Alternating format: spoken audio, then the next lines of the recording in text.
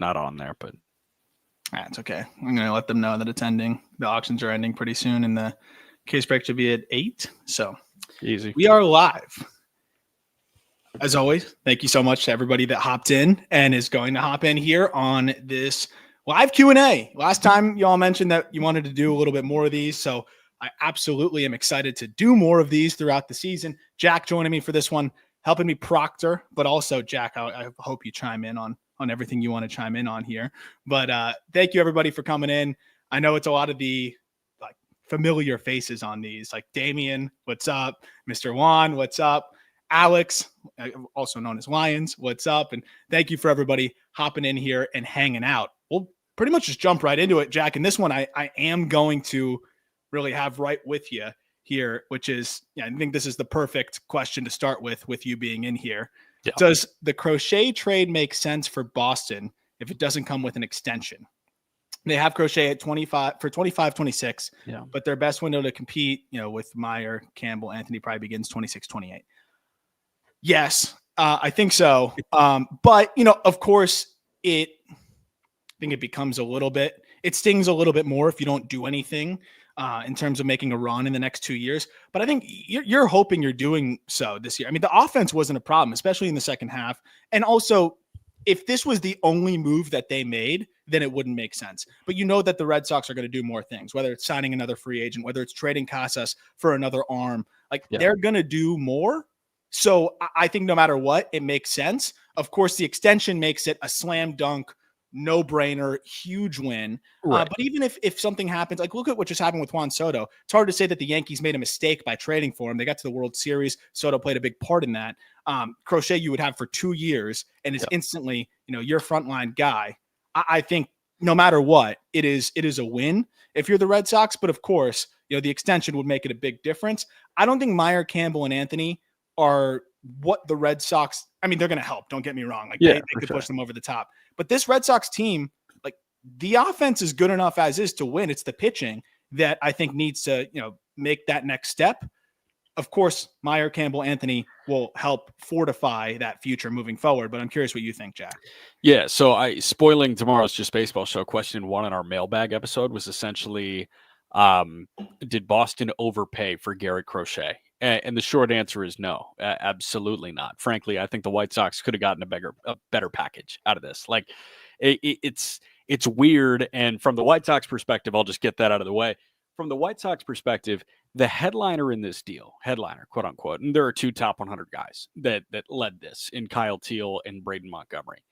If Teel is the headliner, you could make the argument the White Sox 2 best position player prospects are both catchers with an identical big league ETA. And I understand that prospects are assets until they get to the big leagues.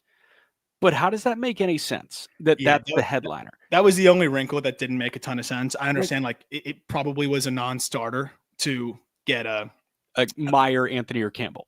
I thought Meyer, you could have probably pulled that one out. I thought Meyer and Teel were relatively equal, to be honest. And Meyer, I'm sure maybe a little bit more valuable, but that's a guy that I just feel like makes way more sense. Where you're looking at Colson Montgomery might end up moving to third base, and Meyer's a good defender at short. Yeah, that's the one criticism I would have is I understand you just want to get the best return possible, especially for a player like Crochet, but when it's an upper minors guy that had success in AAA at the end of the year, I'd rather go with the position that I need more in addition to the other prospects that I brought in.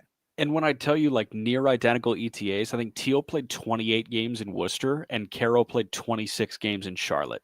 Yeah. They literally identical ETA at the same position. It's crazy. That said, probably the most fun young catching tandem in baseball. No doubt. When they get up, and they're both going to be up together at some point this year. I think the fun part too is that Caro and Teel are both bats that you could plug into the DH spot. Yeah. And both I think can provide. I think Caro is trending closer to that 20 to 25 home run power. Teel is 15 to 20, but he has that in the tank as well. Both get on base at a good clip. It's a sound offensive profile from both. And before I forget too, we have a link in the episode description. We're going to be ripping an entire case of Bowman Draft. And it's a really fun checklist. Obviously, we saw this draft class, a lot of college guys, a lot of guys that hit the ground running in pro ball, like a Cam Smith, but even the excitement of Jack Caglione. You have a Bryce Rayner, Connor Griffin. I mean, there's so many fun players. Of course, Travis Bazzana is in this as well. A big portion of the proceeds will go to Joe DiMaggio's Children's Hospital and Conine's Clubhouse, but also just really excited to be able to do this live break on eBay Live. That'll be at 8:00. And if you check out the link in this description here, you will be able to bid on these teams. I think the spots, each of the team spots are going to start to come off the board in the next 10 minutes alphabetically. All price ranges, right? Like you're going to have expensive team spots like a Travis Bazzana and the Guardians, but also some cheaper, spots like the Mariners with Ryan Sloan and stuff like that. You could probably get in there for maybe even less than $100, and it's 30 autos, full case. It's going to be a lot of fun. I'll be ripping the cards, and it's going to be a blast there. So you can check that out in the description, and I'm going to keep talking about that checklist as well. But let's get to another question real quick, or do you want to talk about this Bowman draft checklist first, and then we'll get into more questions? Well, real quick, a final thought on Crochet. I do think that, even if they don't extend him, it's absolutely worth it because you have to factor in the money for Garrett Crochet. An all-star starter is going to cost about $3 million this year, probably $8 million. That part's crazy. So you've got this guy. If you don't extend him, to essentially view it as a 2-year, $11 million contract for an all-star starter and one of the best left-handers in the game. So absolutely worth it. This Bowman checklist is good. And I will say, I am, this, I'm very gun shy when it comes to spending on cards and all of that. Like I'll see, Bowman for $50 at Meijer when I go to the grocery store, and I'm like, no, do I want to do that? I'm not 100% sure. I ran a bid up on the Brewers spot in this break to about $70, but it's so far beyond that now.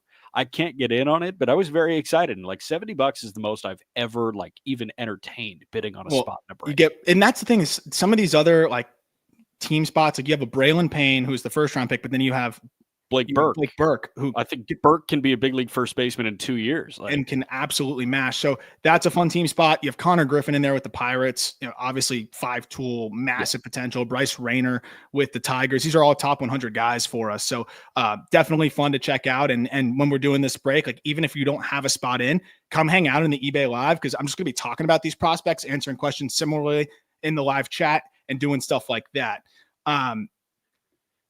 Thank you, Jacob. I would love it if people didn't keep us as much of a secret. I prefer to not be a secret. Yeah, I would but I appreciate that. Thank you very much. This is a good one. What's a projected return for Arenado? I know the money matters a lot. What would you anticipate? I think the name carries a lot of value still. Mm-hmm. I do, but at the same time, so does the money. So, but then you just saw what Andres Jimenez went for. And we're talking about glove first guys at third base versus second base. It's pretty comparable. Jimenez is a little bit more elite now defensively, even, which is crazy to say. But just father time. Arenado's still really, really good there at the hot corner, and he's no one freaking Arenado. Right. That Jimenez trade, I feel like almost makes me feel like Arenado may bring in a little bit better of a return than people may expect, because the money isn't bad, especially with what we're seeing go out now. What is the exact contract details? Do you have it in front of you? Yeah, it's essentially 3 for 51, and I'll pull up the year by year. I think it's something like 21 this year, 20 this year, and then it's 18 and 15. Nolan Arenado, is Spot Track loads for me, is making. I've got all these deferrals. Why do I have all these deferrals here? I don't want this. All right, come back to me in a minute. Oh, and also, Alex, thank you for putting a bid on the Mariners. Honestly, Ryan Sloan can be a monster. Also, our guys at the Marine Layer Pod just had Sloan on the podcast. He looks like he's 15 years old, respectfully, which is great. You love the baby face assassin pitchers that, look at Logan Gilbert, but also just you're seeing how young he is still to be able to have the stuff that he has. I know people don't love pitcher cards, but we're seeing pitcher cards really start to make a bounce back. And that's another part of this that I think is really fun. So absolutely check out some of those team spots. Again, goes to a great cause, and would love to have you guys involved with that. So, what's the price on Arenado? It's 21 this year, 16 in 2026, and 15 in 2027. So it's essentially 3 for $51 million. So I don't think that's a terrible price for this guy. The way that I'm looking at it is I think that Arenado should be packaged with a Ryan Helsley because I think the cardinal direction does matter. And But it's kind of obviously, like they don't want to move Helsley now. I thought that's what Katie Woo said. did they not want to move Helsley? I didn't see that That's report. what I thought I saw. That's lunacy if that's the case. Like, how are you going to accomplish whatever they want to accomplish? And frankly, I have no idea what they want to accomplish. Do they want to stay competitive? The way you do that, I think, is by packaging Arenado with Ryan Helsley and hoping to get a young big leaguer in return. Yeah. You don't want like mid-level prospects for Nolan Arenado because the money is a factor. The way that I would look at it is you have Mason Wynn, you have Jordan Walker, you have Ivan Herrera, you have Wilson Contreras for about 4 more years, and you've got Tink Hence, Quinn Matthews. Like, these guys are here. So might as well add a complimentary piece here. If you can get a good pre-arb big leaguer for the tandem of Arenado and Helsley, why not just do it? I agree. And it's 1 year of Helsley, so I think teams, would be more than happy to take those 2 contracts together. What do you think? Prospect return wise, I imagine either kind of I could see an okay big leaguer going one way and then a couple prospects, or just and prospect value wise, I think a couple 10 to 15 range. I think you could get one back end top 10 guy in an average system, and then a couple, I think like mid, I think 15 to 20 range guys, mid top 30 guys. That would probably make some sense. I'd say But so. again, sometimes it's surprising. I think the batted ball data is obviously a little bit concerning, but again, I do think the Arenado name, what he brings to the table, I think that's still going to matter. Yeah. And at that point, I think the Cardinals, you might as well just hold on to him and see if he can bounce back a little bit more offensively, move him at the deadline. If you're not getting more than that offer in a vacuum. Yeah, the only thing is I feel like this is the opportunity, at least they feel, to get him off the books. And, if they really value those $21 million this year, why would you pay this guy, 14 before the deadline, that kind of thing? Yeah, no, I agree with that. Any other questions? We got a lot coming in, so I really appreciate coming in. Everybody asking these. We just talked about Gage Workman on the call up, where you can go check us breaking down, why he made sense as a Rule 5 pick for the Cubs there. So that was a nice little get potentially there. Let me see. One of the dozens Marlins fan in here. What's the end goal of the Bendix plan? We became a talent turnstile like the Rays. This market needs a real star power for people to show. I don't disagree, but like, how do you get that star power? It's not going to be via free agency. It's going to be continuing to try to acquire young talent via the draft, which unfortunately they're not going to be able to get a top guy here. They'll still get a good player, or through these trades where you really hit big on a prospect return. That's the way you do it. And then you hope to extend the right guy. The Rays, unfortunately, baseball-wise, extended the right guy. Way unforeseen circumstances got in the way there. But even the Rays, it shows like if you have a special talent, you can hold on to that guy. Yeah, you got to strike gold though. Otherwise, I think the Marlins trying to cosplay as spenders. We've talked about it a lot. Like if you try to operate like the big market teams but don't have the capital of big market teams, you're always going to be playing from behind. So you need to find a different edge, and the different edge is that churn and burn, unfortunately, cashing in on players when people don't really understand why you're doing it, and continuing to just replenish young talent. If the Marlins perform the way that the Rays do, I do think in Miami, people would actually show up, even if the market is a little bit, or even if the payroll is a little bit lower. And I think they would be able to spend a little bit more. And I think Sherman would be a little bit more invested in the team if he saw some results. But it's very clear, like this organization has not developed talent. And so how do you convince an owner that's already kind of stretched thin to spend when the times that you have spent, and it's not Bendix, it was the previous regime, the times that they have spent, it was atrocious. And, they didn't really have their own talent coming in. Like, I don't defend it. I think they should spend some money when they can, but I also understand why Bendix wants to, or why Sherman would want to see some talent coming through before he decides to invest. Because like, what did paying $17 million for Gene Segura do? It just burned a hole in his pocket, right, and ended up just making things difficult financially for them. And deals like that matter. So they got to pick their spots right, unfortunately, and that's just the reality of the situation. Yeah, and I think you're going to see them operate the way that, Bendix essentially did in Tampa, and the way that, they hired him to do over the next couple of years, and then they'll, deploy elsewhere. But, you also got to remember, like, Jose Fernandez did draw people to the ballpark, and Sandy, like during that Cy Young season, drew people to the ballpark. And I think Yuri Perez is not very far from drawing people to the ballpark. If I like the Tampa equivalent there, because if a Shane McClanahan caliber pitcher was pitching in Miami, people show up because that's a good show. It's we saw it with Jose, right? Yeah, like people showed up. I don't know the Cuban connection, things like that, but I still think if you're a special talent, people will show up. I think people are going to show up for Sandy Starts Again, and I think Sandy's Beach is coming back, and I think that people are going to show up for the Yuri Perez stuff as well. Thomas nailed it. There we go. Thank you, Thomas. Katie Wu is always on it. This was December 5th. It's always something that but our plan is to have Helsley as part of the organization.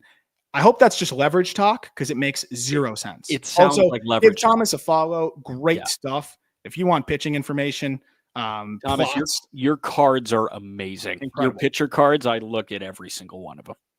Yeah, amazing stuff. And again, I'm going to plug it as these auctions start to wind down here.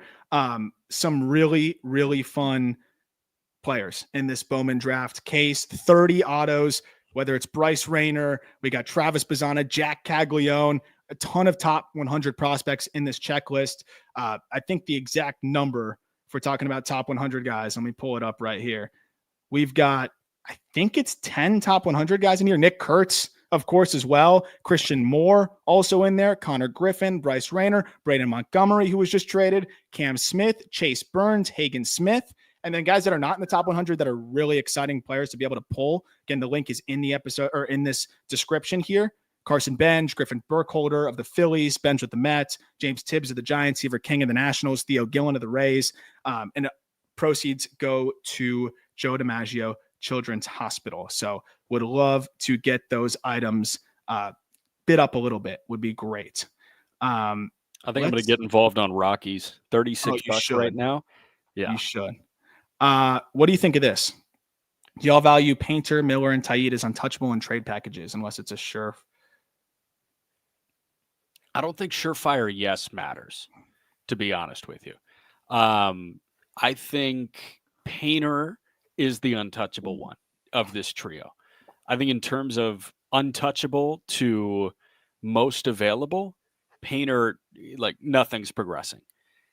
Yeah. I think Taiit slots in ahead of Miller, to be honest with you, just because they have Trey Turner for the next decade and they could figure out third base. JT is already looking kind of old. And like Taiit has proven that he could be a future star catcher. So I do think that it goes in terms of untouchable to most available, Painter, Taiit, Aiden Miller. I agree with that. And it sounds like that's kind of what it was, unless, you know, the Ken Rosenthal discussion, and he put out a great piece, just kind of breaking down the Phillies upping their offer. And it was headlined by Miller and Crawford, and they said a couple lower level guys. I'd imagine that one of those lower level guys, if it's Miller and Crawford, was not Taiit.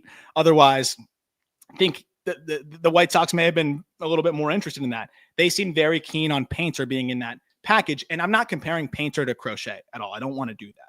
But the point being, I'm not moving Andrew Painter in addition to other prospects when Painter is big league ready, healthy, look the way he did in the Arizona Fall League, and I have him for 6 years, when you're going to get Crochet for 2. Again, Crochet is special, but you're really pushing the chips forward on that. And, you know, I think at that point, I'd rather hold on, see how Painter develops, who is, you know, when healthy, one of the most talented arms we've seen in the minor leagues in a little while. And it's not like it would just be straight up. You'd be adding more. So in that regard, it's tough. I think the only guy that should be quote unquote untouchable is Painter. Unless you were getting maybe even like a Sandy. I think it's you can't justify it off of the year that he just had coming off TJ. Like, I don't really know if there's a trade out there where you can justify moving Painter unless you're getting a star with years of control. And I don't really see any of those guys out there. So you look at the Phillies rotation, a little bit older with the right-handers. This is the next guy that's going to like have the baton passed to him. So I think that's the only guy that's truly untouchable, but I'm with you. Taiit is the clear heir apparent. And when JT is probably starting to run out of gas in 2 years fully, like I know he's slowing down, but in 2 years, like you hope Taiit is ready to be there. Taiit's ready. Great one from Alex. What's a return for Castillo look like? I saw Boston fans saying Casas for Castillo is blasphemy. It's not blasphemy at all, by the way. No. They're treating Castillo like he's some 3-4 starter on a bad deal when he's not. Luis Castillo contract. Just want to make sure I have it exact year. It's hefty. It's hefty, and I think Seattle would be not entirely opposed to getting out from it. No, because it would allow them to go make some other moves. If you could address your offense and do that, like that's great. Yeah. My only concern is Luis Castillo is not 100% the peak of what Luis Castillo was. Is that fair to say? Like he's absolutely quite good, but the strikeout numbers dropped pretty significantly. It's the highest ERA he's had since 2021 when he was with the Reds. So again, still a really good arm, but you're also going to put him now, if you're making this trade, in a much more hitter-friendly environment. I'm interested to see how that all looks. And again, this is not to say that Castillo is not a fantastic arm and would be a great addition to a lot of teams. And I think the fact that he used to get a lot more ground balls, not getting ground balls the same degree, like it's just an interesting wrinkle in this thing. But to your point, Alex, Casas is a fair return. Like I think it's a good start. But if I've always been a big fan of Casas and the bat and what he brings to the table.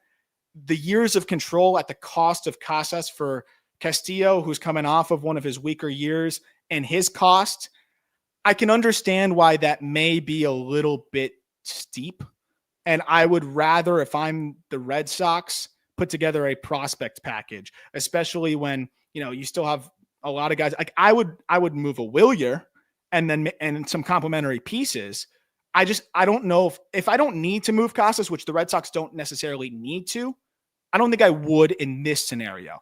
I would be reserving Casas. You proposed a Crochet deal. I would be looking to move him for a guy that is, in his 20s, late 20s, that's on the upswing, or just at his peak, versus a guy that, maybe starting to slow down slightly and isn't necessarily cheap. It's not a bad deal, but it's not cheap. $24 million a year through 2028, because it's going to vest. I think you hope it vests. If it doesn't vest, then that means it's probably not a good situation. Well, if it vests, it's remember he's got the Tommy John clause.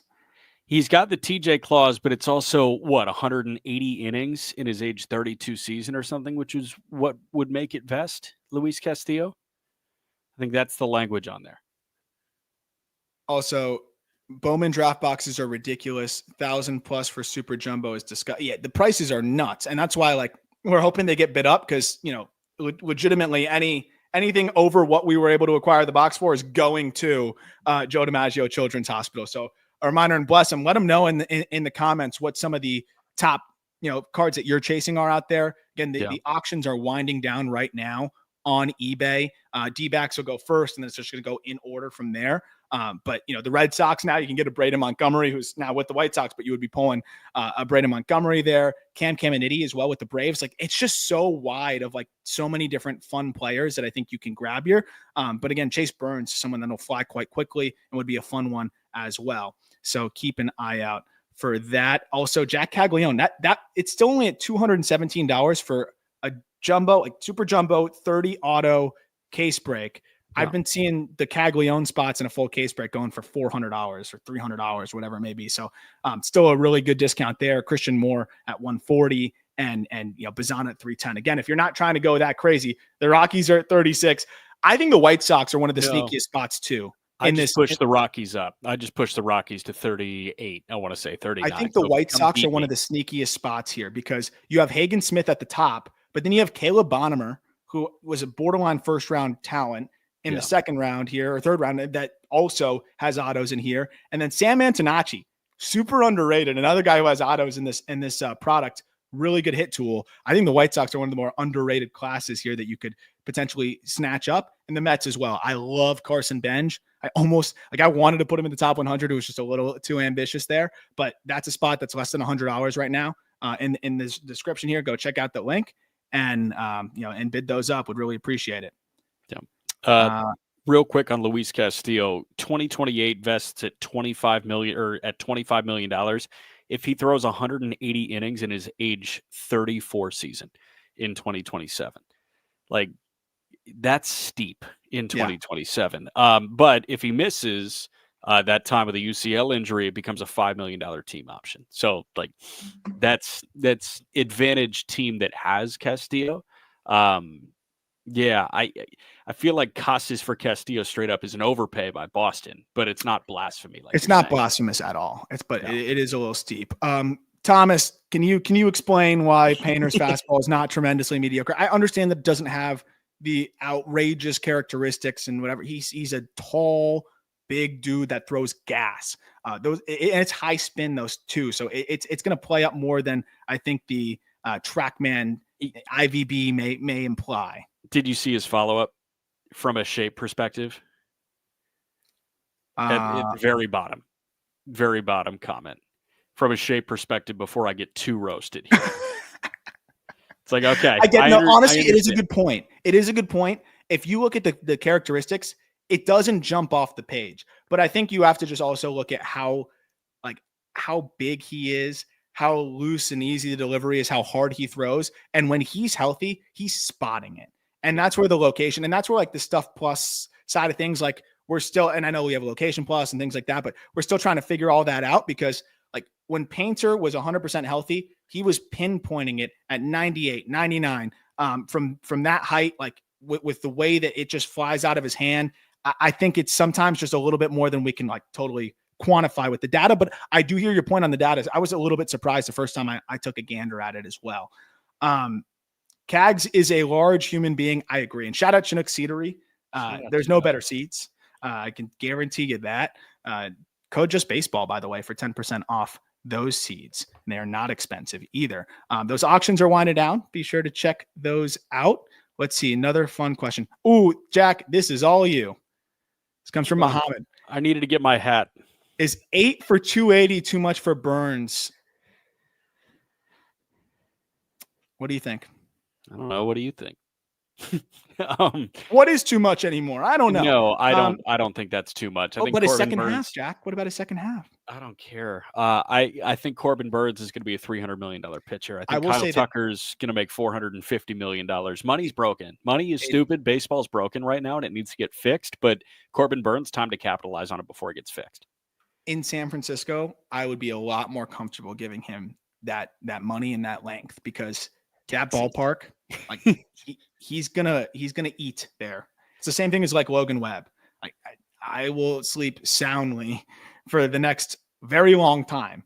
And I think if there's one area like where Burns got burned a little bit, no pun intended, was the long ball when he was not totally right.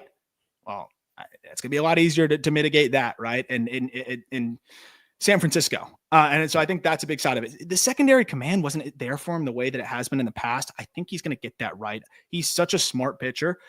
But, you know, there's a little bit concerned, like how does it age and everything like that? How does the deal age? But I also feel like Burns one way or another, as he gets older, like that cutter, it's just going to work. And also like it was a bit of a slow finish for him, but he looked pretty fresh overall, right? Like the velo dipped a little bit at the end of the season, but it dipped back to what he averaged the year prior. Like he was up most of the year. So I think that's something important to note as well. His velo was up through the start of the season. So I think it's just kind of figuring out how to hone in on everything, because when you're up a tick, your stuff can start to move differently, especially when you're a cut guy.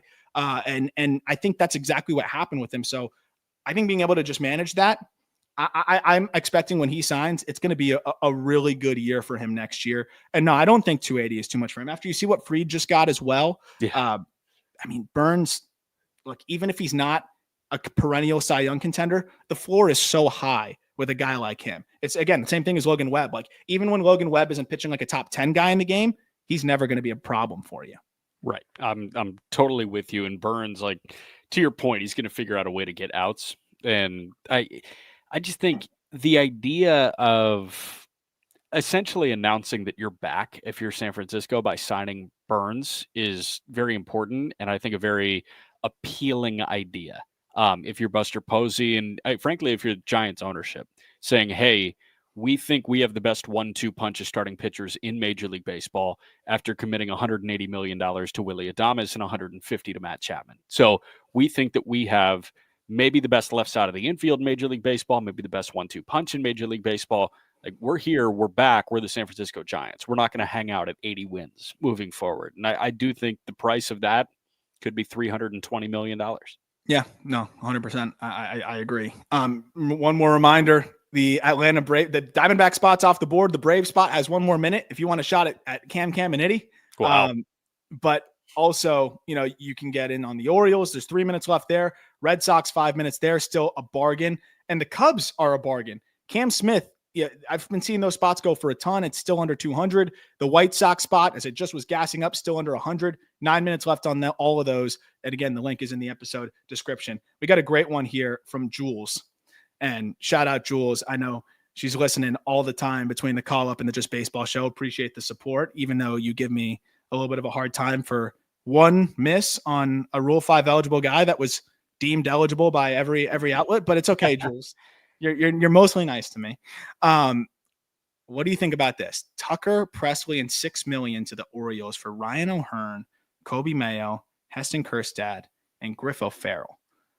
Then the Orioles can flip Presley to a team that needs a closer. Rangers, boom. I mean, with the packages that we're seeing thrown out here, it's not crazy. I would never. Here's the other problem. Mike Elias will never do this for 1 year. Yeah. That's the problem. I don't think it's a bad proposal given what the asking price reportedly is from the Cubs. And we'll talk about that. I saw some questions on that. Tucker's presumably not going to sign an extension. So he's going to test out free agency as he should.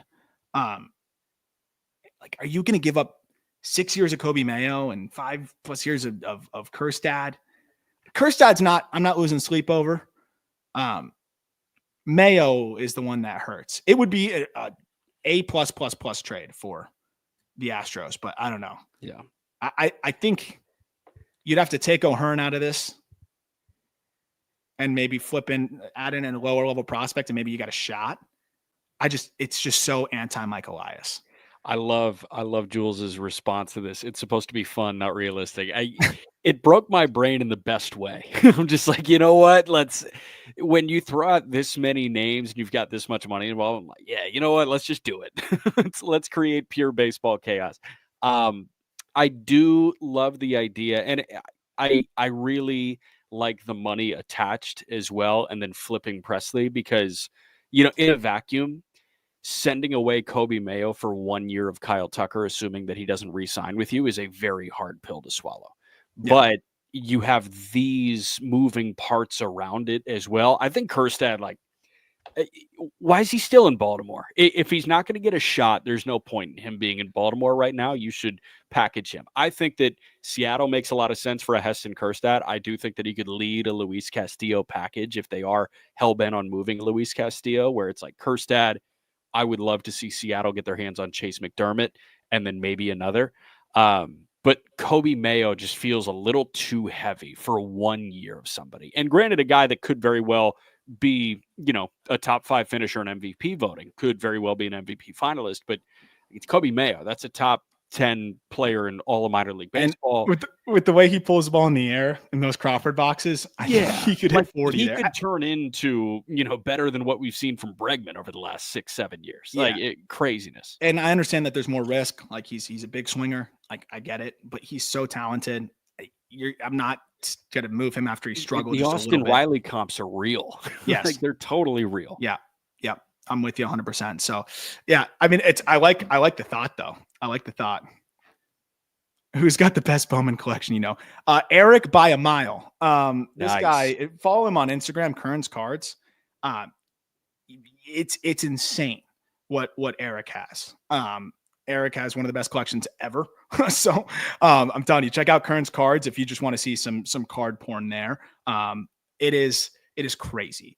But also, yeah, who knows? Maybe you can pull a superfractor out of this case, and I'm sure Eric will be knocking on your door if it's one of the prospects he likes. Like a Braylon Payne could be a fun prospect to pick up here. Again, look at the Brewers spot. I want those. I want Cam Smith. This is a fun one too, Jack, because it's the same conversation. What prospects would you see the Cubs moving in a Tucker deal? Outside of Shaw's or someone else that they should really try to hold on to above others? Adding a prospect on top of Isaac Paredes and Seiya, I get you have to add prospects. Yeah. But I unequivocally would not want to add Matt Shaw on top of that. No, definitely AC is steep. So the name that I get hung up on and the name that I may sleep on for a couple of nights if I'm Jed is Cam Smith. I say a clear-cut no to Matt Shaw. I think with your plans for Bellinger becoming more and more clear, I say a clear-cut no to Owen Casey. Anybody else that isn't Cam Smith, I'm saying, yeah, take him. Like if you want Triantos or Kevin Alcantara or even Moises Ballesteros, or honestly, I would entertain Cade Horton being a yes there for a year at Kyle Tucker, especially with the injuries that Horton had. The one that I feel like is the perfect middle ground between the clear-cut no of Casey and Shaw and the yeses of everybody else is Cam Smith.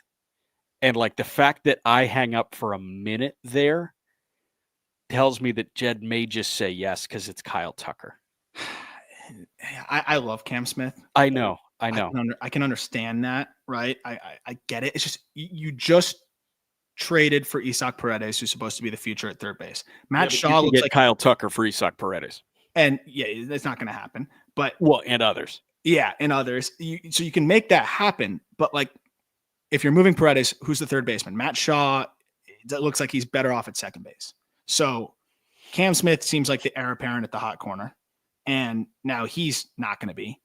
So you'd have to figure that out, and then Kyle Tucker would hit free agency that year. Like you would be going all in on this year. And are the Cubs that close to being a World Series contender? Like that rotation still needs work. Like I would have rather have matched the Crochet package somehow. Yeah. Than to do that for 1 year of Tucker, especially when Crochet, you have a chance to extend. Tucker, you don't. I understand they have all lefties, but that doesn't seem to be a problem for the Cubs. And if you have Crochet, I'll figure it out. I'll do something else. Yeah. I'll move one of the lefty pitchers. So I'm with you. Let's see what else we got. That's a good one. Let's see. Any that stick out to you? We got a lot coming in here again. Thank you so much to everybody for asking these questions. Just got the notification that the Tigers spot is going to end in 9 minutes. White Sox spot ends in 1 minute. Still a good bargain here at $99. Again, that's a really good spot for future breaks too. If you're interested in getting in a Bowman draft for future, like that is a team spot that I would be all over if I were you at that price point, because you're getting Hagen Smith, who's going to fly through, and you're getting Bonnemer, Antonacci. They have a lot of players in there. Also the red spot with Mike Sirota on top of Chase Burns, and that's still at 100 as well. It's really, this is a fun Bowman draft is so much fun. I gotta say it's a really good time. Let's get to the next question. I'm looking at Kern's cards again. Oh my goodness. What he has is crazy. Absolutely insane. This is a fun one. What could the Cubs offer Miami for Luzardo? Nice hat, fella. That's his patented hat. Come on. Oh, I know. I've seen the Twitter stuff. That's a good question. What could the Cubs offer Miami for Luzardo? What do you want? Do you think the Cubs want another lefty? Yeah, if it looks like Jesus Luzardo. Like I don't know if they care. I'm with you. I have no idea if they're like, and he's a totally different lefty than their other lefties. So like the cut ride, he's sink and like Steele and Shota are very similar in my mind. So now it turns into, can you add a lefty that throws 97, 98? And that's what Luzardo can do when he's healthy. So yeah, I think they're in the business of acquiring the best pitchers possible. And I think they've done a decent job of that. Like Boyd was an interesting allocation of funds, although I know he was really good with Cleveland. Yeah. Again, just going to him, I think that was where in a vacuum, they just thought it was a good buy low opportunity. But to answer the question, I mean, again, I don't think a Matt Shaw would necessarily need to go given Luzardo being banged up last year. I think the fact that it wasn't an arm issue and was lumbar spine, which seems to be like everybody is having lumbar spine issues and seems to be coming back just fine from it. Yeah. It makes it a little bit less of an issue, but a couple years of Luzardo, I think Casey would have to be one of the headliners there. You want a power bat, Close Big League ready. think you'd expect Casey to be one of the headliners there. Cam Smith would be another guy. I know the Marlins. I would imagine if the Marlins are trading with the Cubs, They I know want Cam Smith was on their list, like of one of the like top guys they wanted out of this draft. So I imagine Cam Smith would probably be the guy that they would want, and then it probably wouldn't be much beyond that because of the value that Smith carries. Cost? I don't know how much more it would cost. Would it cost like a I know this kid Birdsell was awesome. This pitcher, like that feels like somebody that, Cubs could throw in and it's like, hey, look at the numbers. Yeah, I think it would be a Cam Smith probably leading the way. Yeah. Todd, you're the man. Thank you so much for supporting the stream as well. And also, if you want to get in on the break, we'd love to have you in there as well. That link is in the description here. Montgomery boys, how quick do all the Montgomery boys? Let's go through it. Carson Williams should be there. I think with a good spring training could break camp. They probably won't, knowing the Rays. So 2 months in, I think he needs 2 months in Durham, and then he's up there. Conservatively speaking, all-star break. Yeah. I think that's conservative, but I do think that's latest. I would say Memorial Day is a good date to circle, like end of May. I think Carson Williams can be there. Who else? Xavier Isaac. That's going to be a slower burn. Slower. He really started to swing and miss more in Double-A. He's got to work on some things in terms of just like the way he moves in the box to just make some more contact. The approach is good, but he started to get a little bit more aggressive in Double-A. I think that's a 2026 ETA for me. Yeah. He's probably going to spend almost the whole year in double. Yeah. Maybe a late push to triple. Chandler Simpson. Chandler should be up right away. I mean, they're gonna probably roll with Mangum for a little bit and DeLuca in center, and then I think within a month should be up on the same day. Yeah, Memorial Day. I think yeah, pretty much same. No later than the All-Star break for Chandler Simpson. I feel like, right? Yeah. I also think Trey Morgan is probably a 2026. Yeah, I could see a late call up if they're in a pinch. Yeah, but I don't see that they're going to be in a pinch necessarily. And then pitching wise is interesting because like you've got a whole bunch of guys that don't necessarily have top end prospect pedigree. I think the only other guy is Dominic Keegan, who Keegan. I think Keegan could be up this year. Yeah, I think Keegan and Danny Jansen could be a very good split back half of this year, and then I think you let Jansen walk. It's hey, appreciate your year of service for us. We're ready for Dominic Keegan. Exactly. And I think it's a great way to just not have all the eggs in the Keegan basket. Keegan has come along so well as a defender. Yeah. And, I think on top of that, just being able to hit the ball hard like he does, decent field hit. I think he's a really solid, well-rounded catcher. I think he's one of the most underrated catchers in minor league baseball, to be honest. Wow. Look at this Guardian spot is getting up there. Is it? 415. Oh my gosh. For the kids. Come on, bid. I mean, it's Travis Bazzana, baby. Come on. Look at Bazzana. Everyone wants Bazzana. How'd my Rockies bid? How are we doing here? Did the Rockies already close? I think you're alive over there. Am I alive? Dude. Minute left there. Minute live on the Rockies? Yeah, minute left on that one. So remaining, just so you know, we got Tigers with 3 minutes left. And we're going to be ripping that tonight. It's a full case, 30 autos. That's Bryce Rayner. We got the Astros. I'm trying to remember who's the Astros auto in this product. But it's only at $26, so like you're gonna get bang for your buck there. Yeah, I was just outbid. Do I hop in again? There's 90 seconds. You King. I can't. Nope. Royals are still at 217. That's Jack Caglione. Like that's one of the more popular chases in the hobby. He's Shohei Ohtani. Yeah, right. The Angels. That's Christian Moore. He'll probably be on the opening day roster. That's still only at 140 with 9 minutes left. 11 minutes left on the Dodgers at just $100. They have the best athlete in the draft, probably. I mean, going with a football stud that just absolutely flies. So, I mean, anytime you have that kind of upside with your draft pick, like Dodgers are always going to be a good spot. Brewers are a great spot, as we talked about. The Twins have Kalen Culpepper, first-round pick. People forget that we nailed that on the mock. Third base / shortstop. I think he might be able to stick it short. Above average field to hit, sneaky pop. Like Culpepper is a guy that I think is very underrated. Again, Benj and the Mets still under $100 as well. That ends in 20 minutes. Yankees end in 22. And then Nick Kurtz, I've been seeing those spots go for 200 plus. And the A's only $125 there for a guy that we know, like Kurtz, we were talking about it.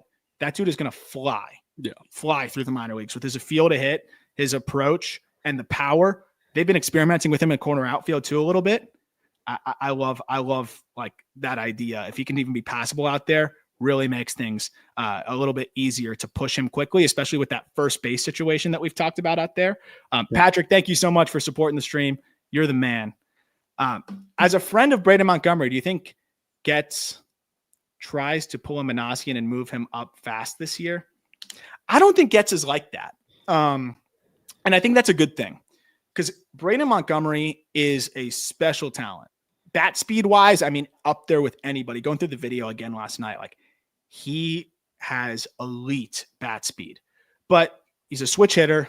I think there's some swing and miss on secondary. Like he hit like 450 against fastballs, but swing and miss against secondaries, shine through a little bit against, better competition happens with the, some of the top power bats in college. Yeah. And, it could get a little expansive at times against some of the better competition. Like that's a guy that he's coming off an injury too. Let him just any new organization now after just probably getting acclimated to the Red Sox organization. Take his time, like take your time with him. No reason to rush. This guy has 40 home run upside if it all comes together. Like I don't think they rush him and they shouldn't. And I think there's even less of a desire to rush him because you want, as Chris Getz, like you want to show that you did well on this return and you don't want to rush a guy to the big leagues where he doesn't look good. And then all of a sudden, people are going to start to question that return a little bit. And you don't want that to happen either. Clearly, that's been a little bit of a concern for Getz, why he was so careful with all of that. But I love this info too. Went to high school with Braden, never seen someone work as hard as him. Dude lived in the cages. Well, apparently he found out he was traded in the cage. So that makes sense. Absolutely makes sense. And was he in New York? Because I saw he was on MLB Network today, like the day after he got traded. It was like, that's wild. I was in the cage. I was doing this. I was like, oh, that's wild. Did you fly out to New York?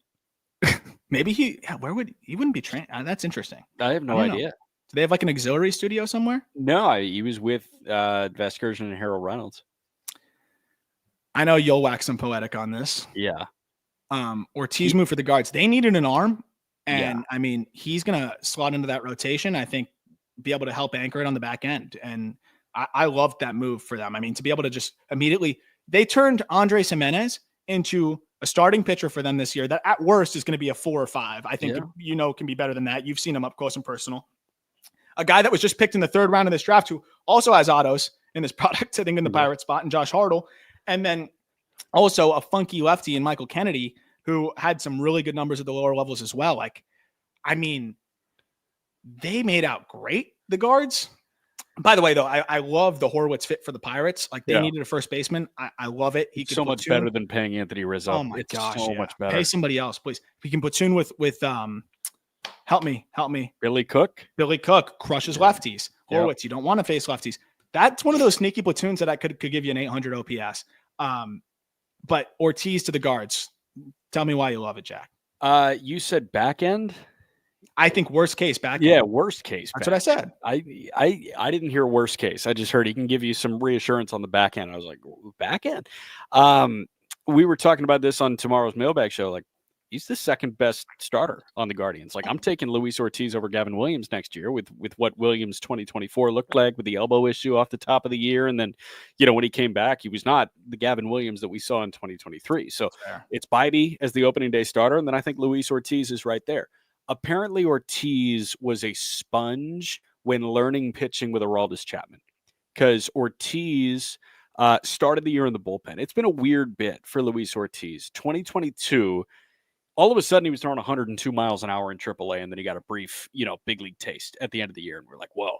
And then he backed up those ticks that you're talking about, Frederick. And, it was 94, 95, and it was just brutal. So he came into 2024 like, okay, who's going to survive the DFA period? Is it going to be Luis Ortiz or Roansy Contreras? They both were essentially fighting an uphill battle to stay on the roster.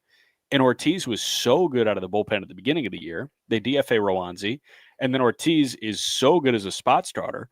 And down the stretch, he was better than Mitch Keller. He was better than Jared Jones. Like, he was the 2nd best starting pitcher after that Skeens guy for the Pirates. So they're getting a guy that has a heavy, heavy sinker, a slider that is very good when it's on, And I'm with you. If he regains 96, 97, I mean, we're looking at a 1-2 punch of Bobby and Luis Ortiz and hoping that Gavin Williams bounces back as being like a drastic improvement from what they ran out this year. And then you get Bieber back around the All-Star break. Like, dude, we're cooking with gas all of a sudden. You know the pen's going to be good. Also, we got like 45 seconds here on the Jack Caglione spot. Like, this is going to be a bargain potentially here for a guy that we're talking about it offensively. I hope they don't do the two-way thing. And I'm not trying to like disincentivize people to bid on it because I know people want a two-way star kind of thing, and that's why he's become like the biggest chase in the hobby, at least in this product. But like, if he just focuses on hitting,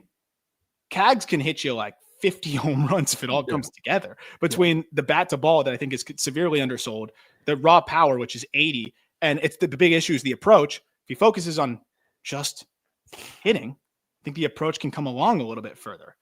We got 23 seconds left here. It's up to 250 for Joe DiMaggio Children's Hospital. Come on now.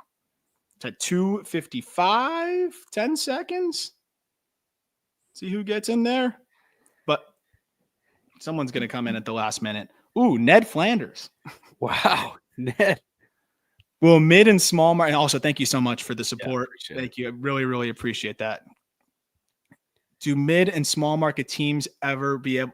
Why can I read right now? Will mid and small market teams ever be able to pay for a free agent starting pitcher again? Should this change how the draft is structured? Seems like these teams need more picks.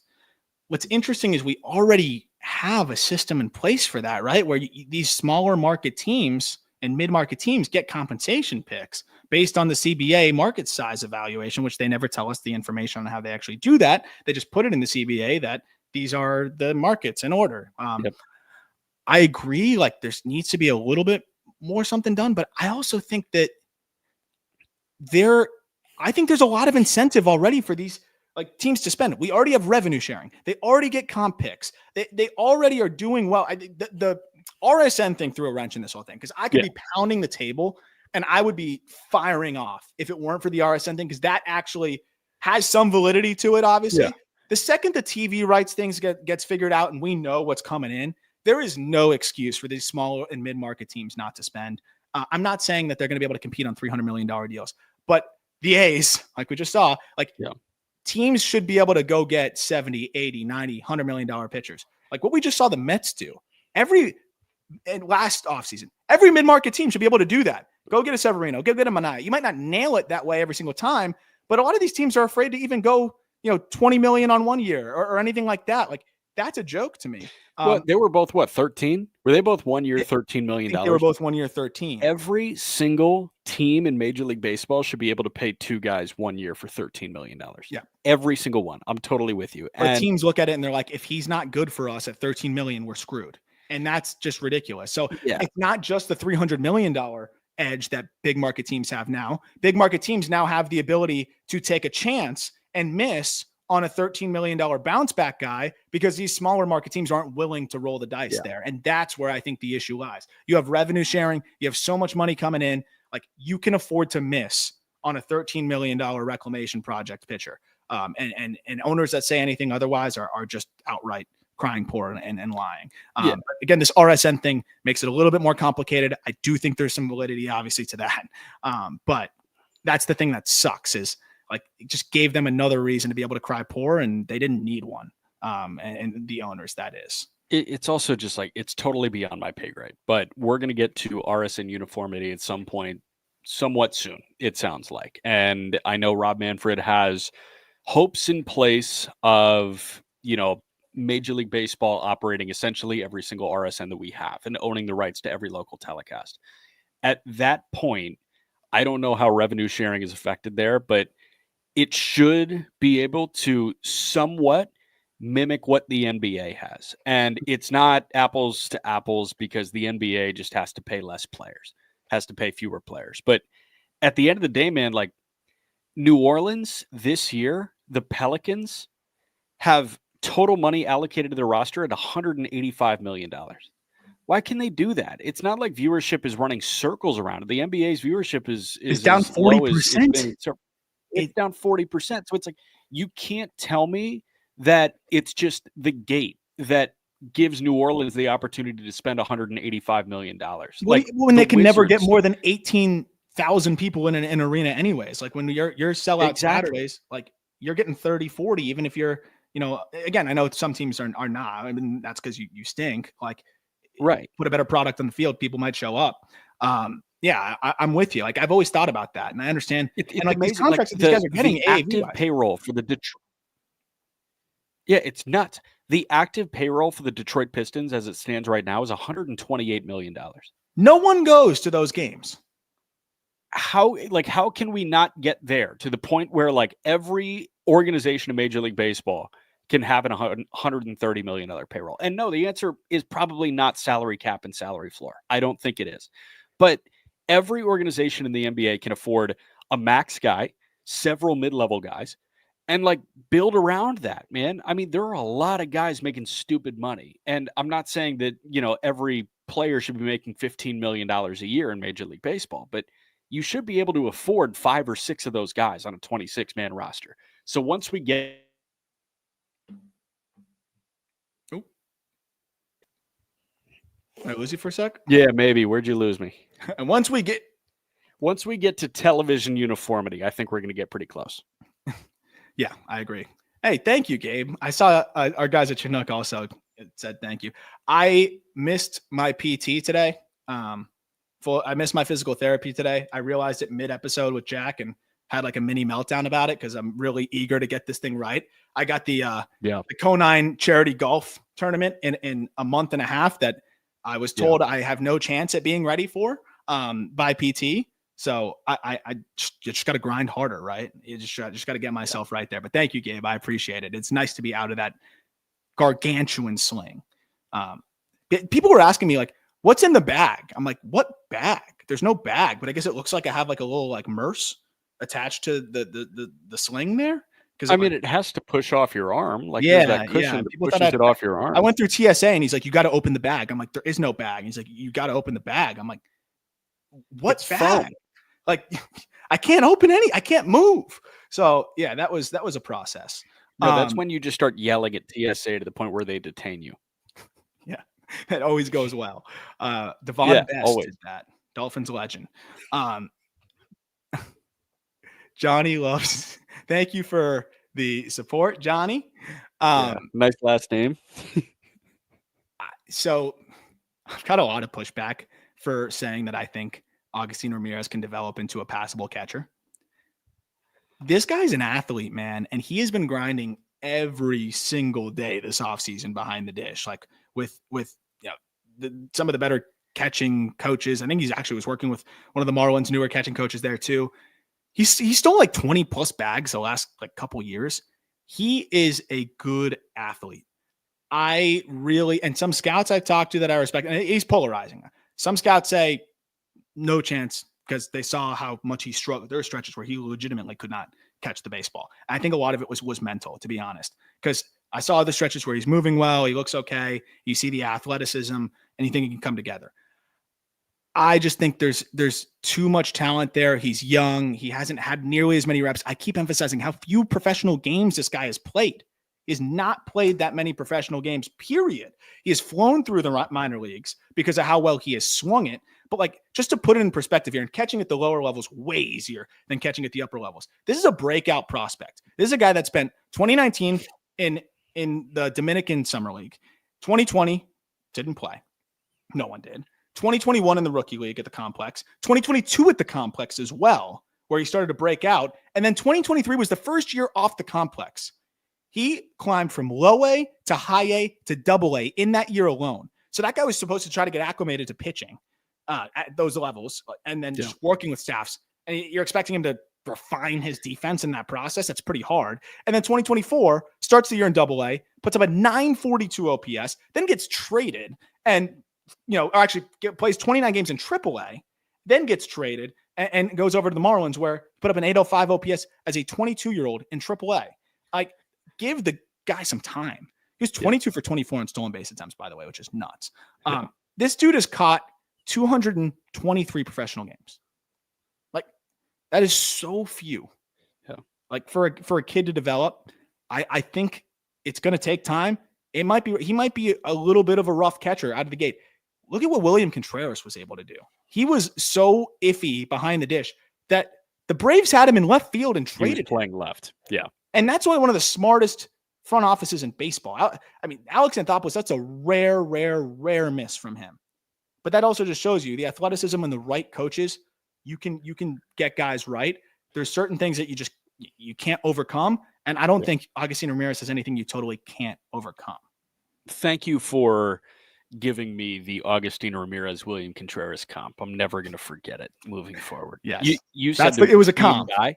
They're the same guy, right? You're the same exact player. That's crazy. Yeah. Okay, cool. Yeah. Make a quote card now. Give it 5 years. Agustin Ramirez, best catcher in baseball. I mean, Contreras is going to be somewhere else in a couple years. So no doubt. We'll see. Don't sleep on Jefferson Caro, who will be healthy already. He was playing some games in like extended. I don't know what they call it. Like the games that they play after the season, continuation camp, whatever they call it. Mets spot has 2 minutes left.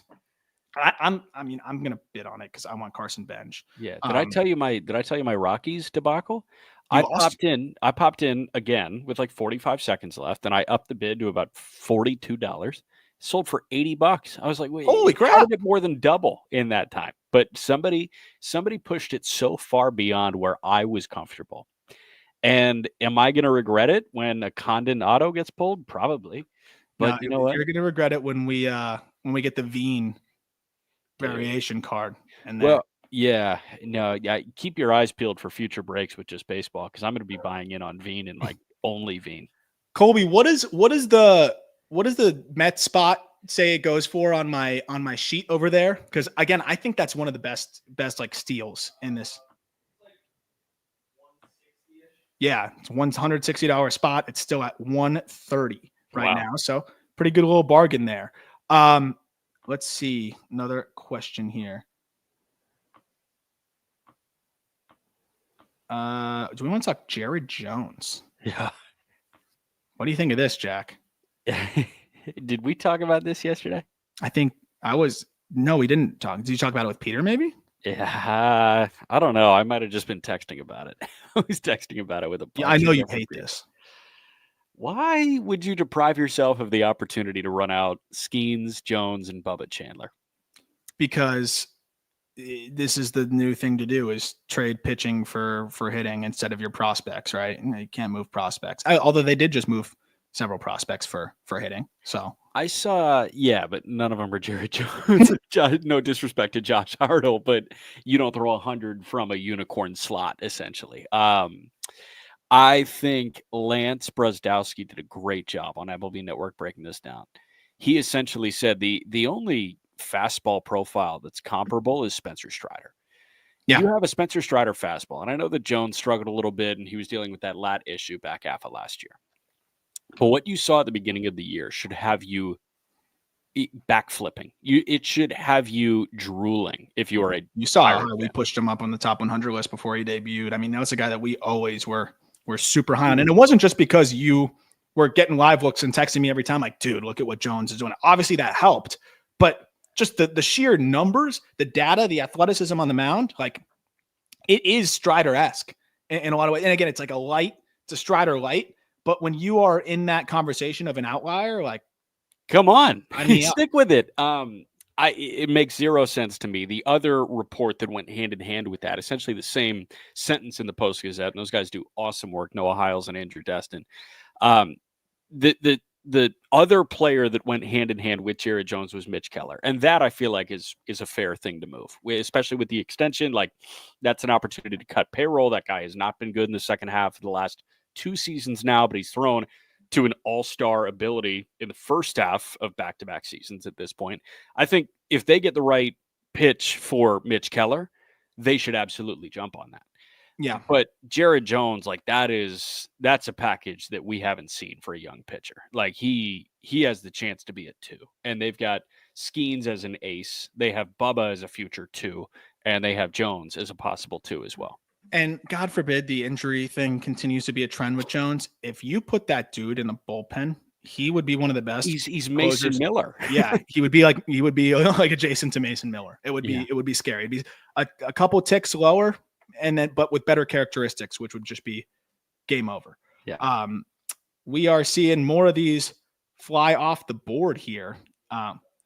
Yankees are up next, so hopefully very handsome Peter wins that one. 2 minutes there. Again, Nick Kurtz still on the board at $130, and it's not just Nick Kurtz. Josh Kuroda-Grauer had a great debut. That's another interesting player to be able to add. The Phillies also might be one of the most, and that's 5 minutes left on the Phillies, might be one of the most sneaky spots too, because they went pretty much with 2 first-round picks. Got Dante Nori, but then Griffin Burkholder, who that was the guy that I think they wanted more than anybody. They used the savings on Nori to get Burkholder.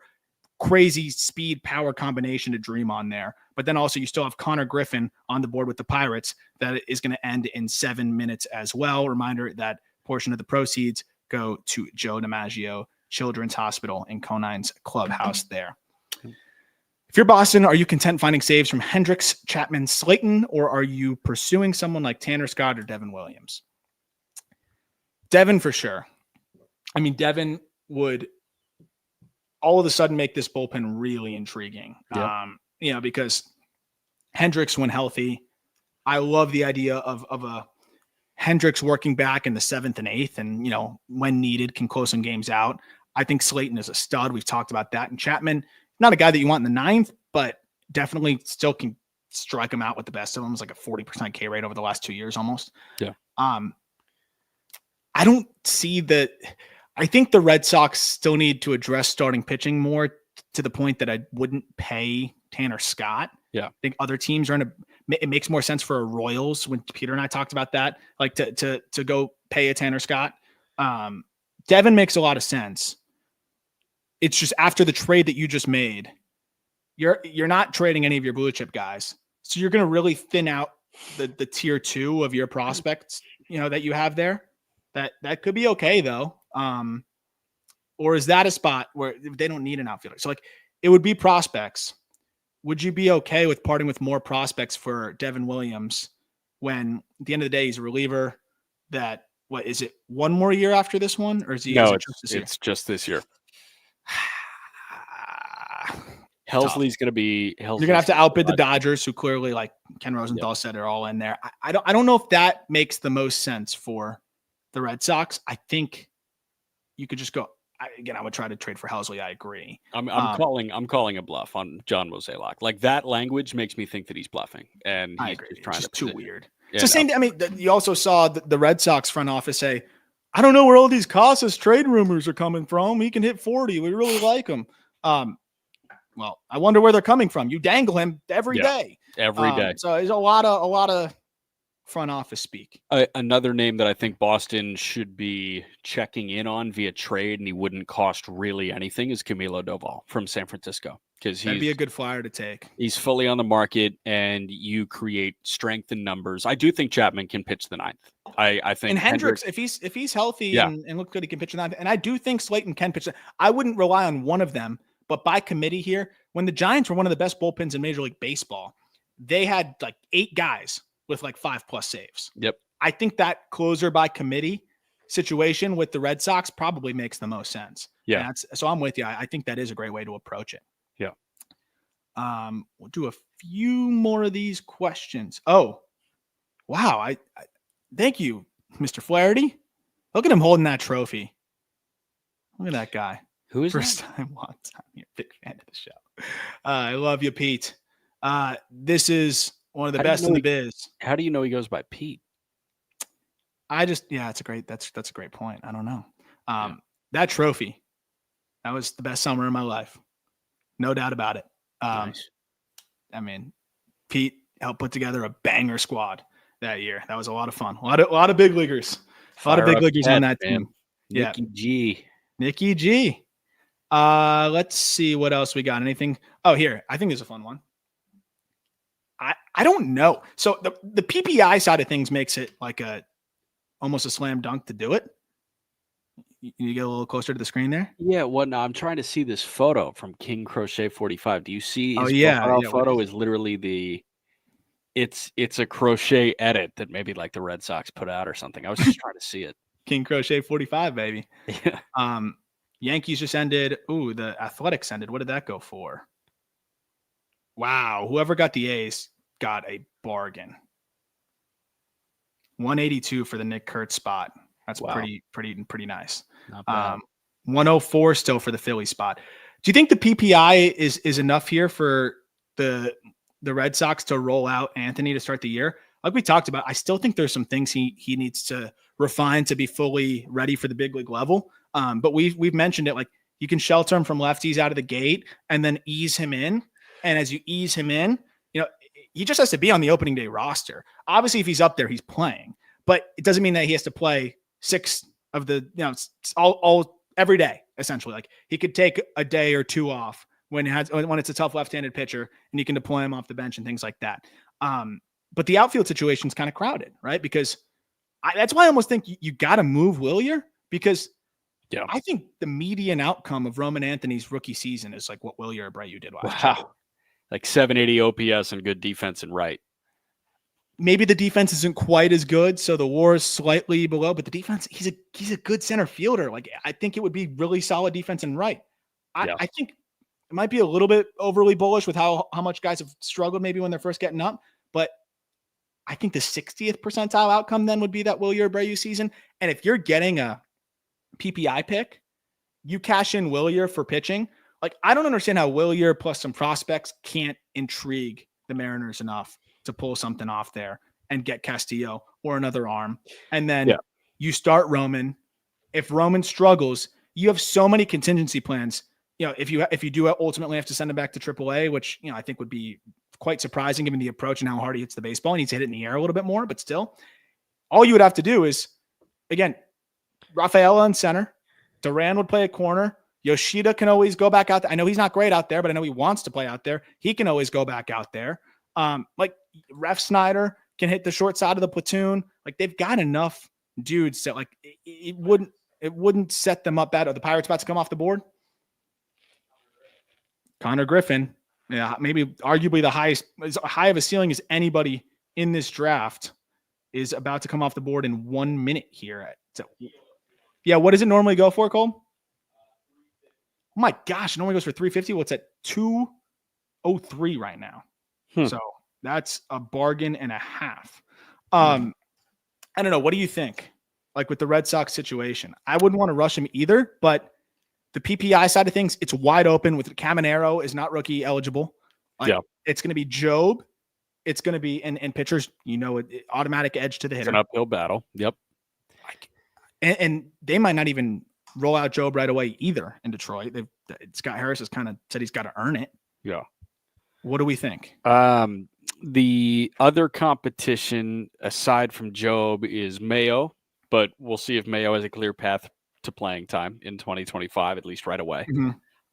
Jason Dominguez is another one, and Dominguez clearly has a clear path to playing time. Yeah. And aside from that, like it might be teammate Christian Campbell if Campbell makes the opening day roster. Yeah. I think it's worth it, but I also think it's entirely dependent on whether or not Wilyer Abreu is a Red Sox going into opening day. It's one of those weird situations where I think the Red Sox essentially view it as we're content with Wilyer being our right fielder on opening day, but we're also content giving Roman that spot on opening day and taking the shot at the PPI pick. Yeah. Because if Wilyer's on the team, you can justify Roman being in AAA for a month and a half, 2 months, and that'll essentially eliminate him from Rookie of the Year, contention, which in turn saves you that extra year of service. Yes, exactly. So, if he's going to be in the minors, you might as well have him be in the minors. You might as well have him there for 2 months and essentially eliminate him. Like Pirates got burned bad because Skeens was as good. Like, don't forget, Skeens came up after that full year of service time was, there to be accumulated. And what do you get for winning Rookie of the Year? You get a full year of service time. So they got killed because they didn't get the pick, and Skeens got his full year of service time. I think they could justify it more so than the Pirates with Skeens having Roman Anthony in Worcester for 2 months, 3 months. I agree with you. And it worked out for the Pirates because the priority was, right, make sure he's healthy, comfortable, and rolled out well. Yeah. And the amount of money that they brought in revenue wise, and every time he pitched and everything like that, it made it worth it, no doubt about it. But yeah, it did screw them on the PPI pick side of things, and it's that kind of tough middle ground spot. But what's interesting is like Anthony hits lefties really well too. So like if he's up there, it might just make sense to have him playing every day.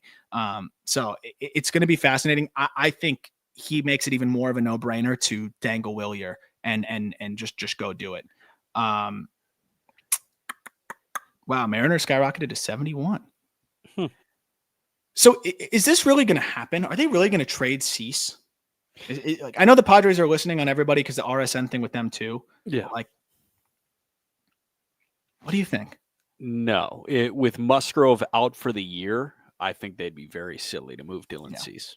It would need to be like a Willier plus a haul that is really difficult to say no to. Now, having said that, the Red Sox just grabbing a whole bunch of former White Sox, like obviously doing the sale thing, but having Giolito, Crochet, and Cease and that crazy strat would turn me into the Joker. It really would. And they go out and win it all.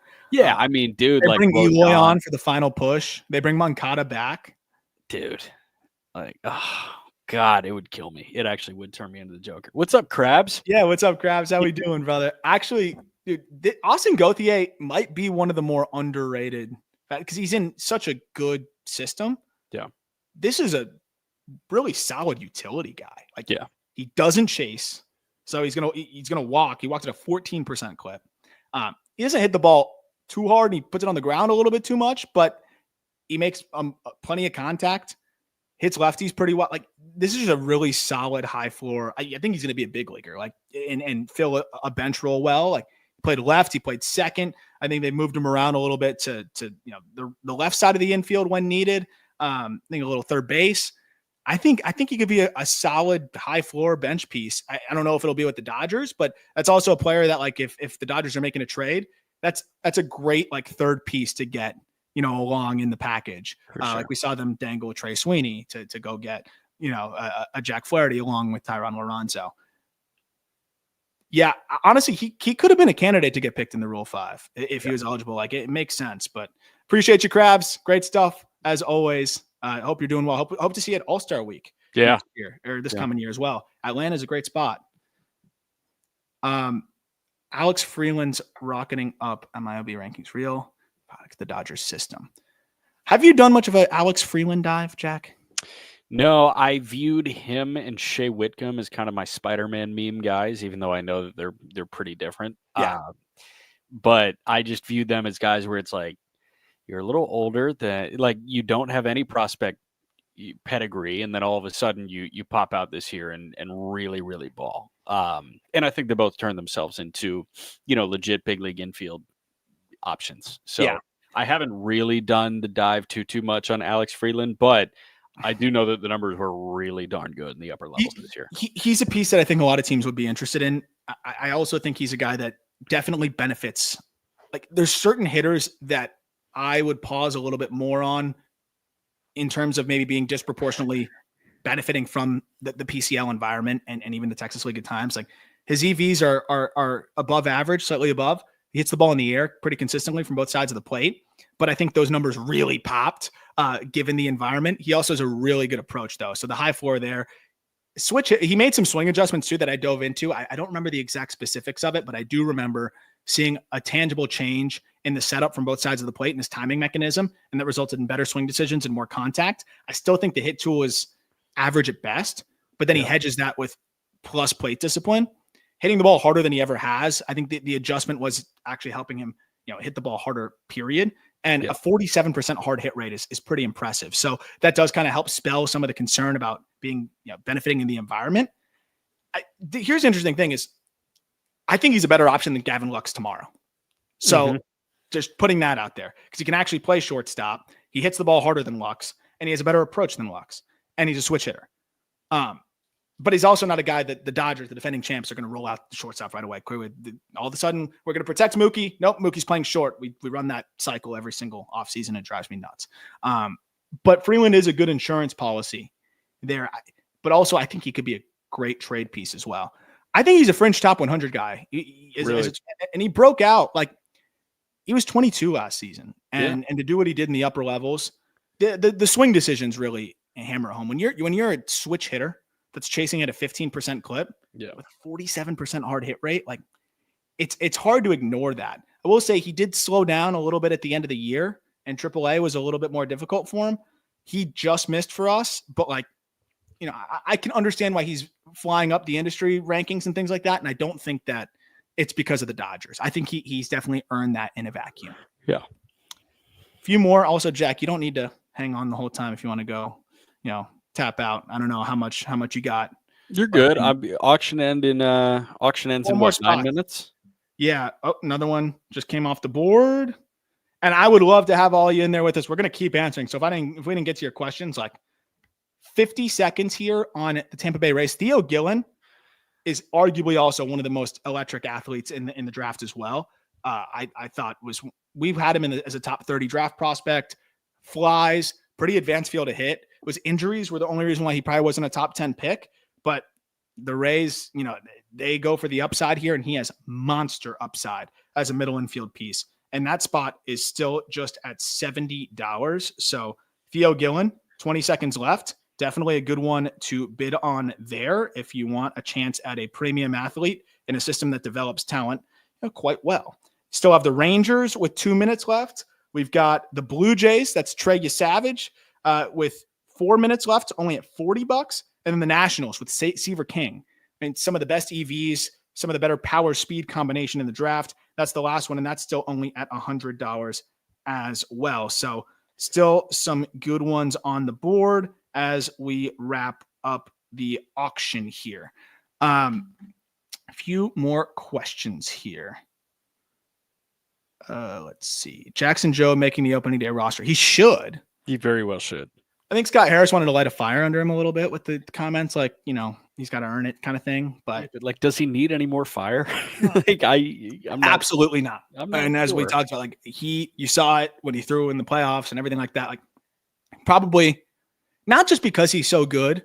Would you say he's one of your favorite call-up guests just because of between the pitching mind and the confidence, but also like in like a humble way at the same time? Like it was a really fun conversation for a guy that knows what he is extremely good at. Yeah. That he talks about and converses about it. It's just like a very honest, it was one of my favorite conversations that we've had. And that's why he's become a recurring guest on the show. Yeah. I think he knows who he is and he knows like where he lies in baseball right now, but he also like doesn't take himself too seriously, which is a blend that you really want, where it's like, I know who I am. I can tap into that motivation and I can tap into that, like, I'm the dude type thing whenever you want. But he also is like a very down to earth person that understands pitching and is willing to like, push and push and push to, continue to build, his prospect intrigue and also his big league capabilities. So, you've got a guy that has, I think, the right perspective to be a number one starter in Major League Baseball. 100%. And then the athleticism, there's no question about that either. So it's definitely a guy that I think should be on the opening day roster. And especially with, again, how we're talking about how wide open it is in terms of potentially being able to win the Rookie of the Year. I mean, that's a guy that pitching in Comerica, if the hitters aren't doing their side of things, he could easily give you a 3 ERA and give you 150, 160 innings, and could be a guy that wins it, with the right season. For sure. See if there's any others we missed here. A lot of awesome questions again. Thank you so much for everybody hanging out.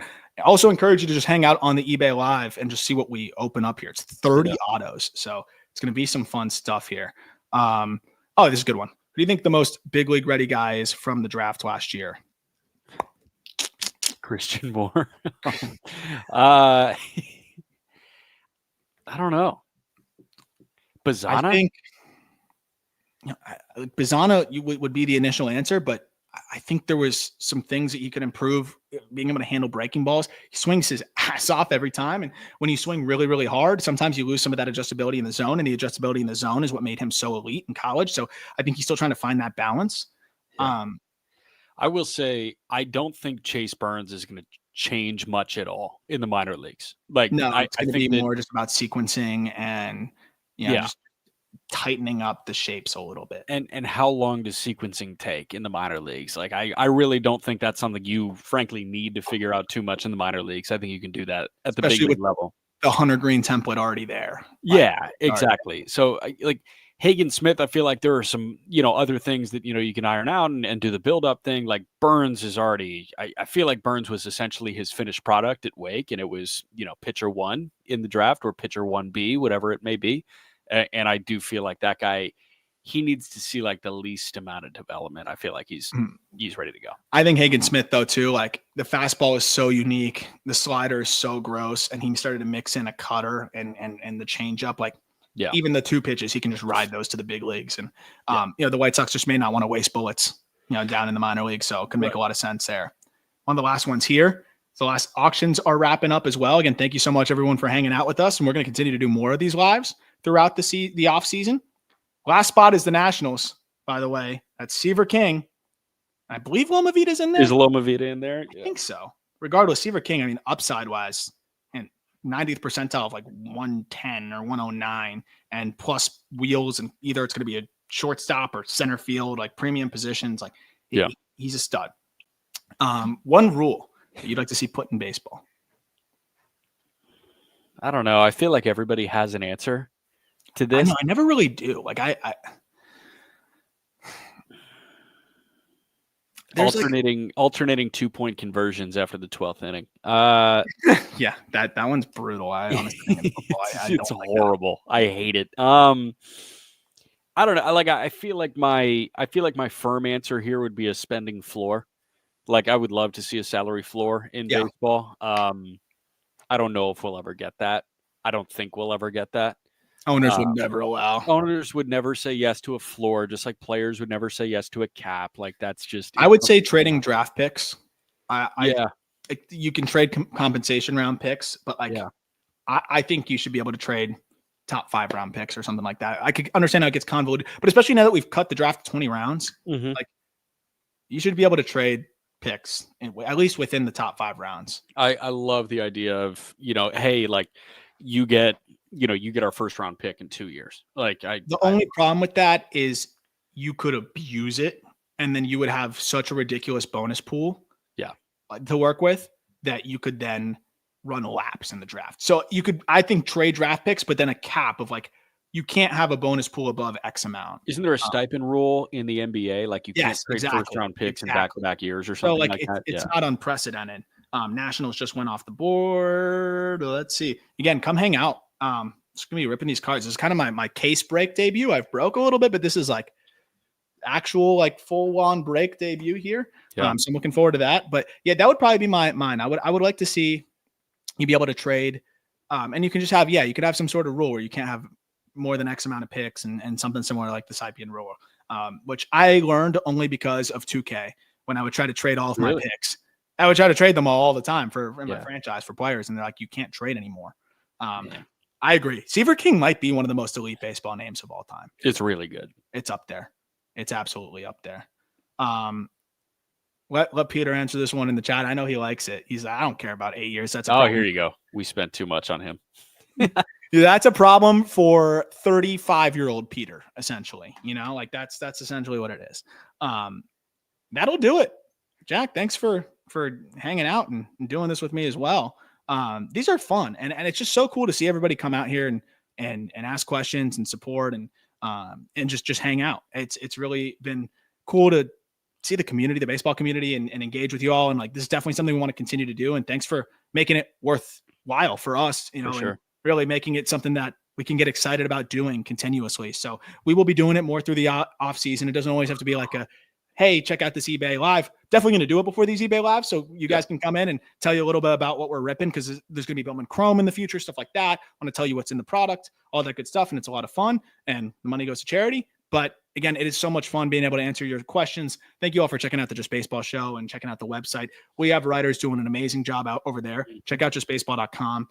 We had writers at the winter meetings. We got people putting out everything you need to know for this offseason. And all that good stuff, and then get you ready for the regular season as well. Would love to have you hang out on the eBay Live, though. I think it's going to be a blast. I have a feeling we're going to pull something kind of wild. They also have outside of the checklist, John Elway has cards in there, and then Sadaharu O has cards in these Nice. books.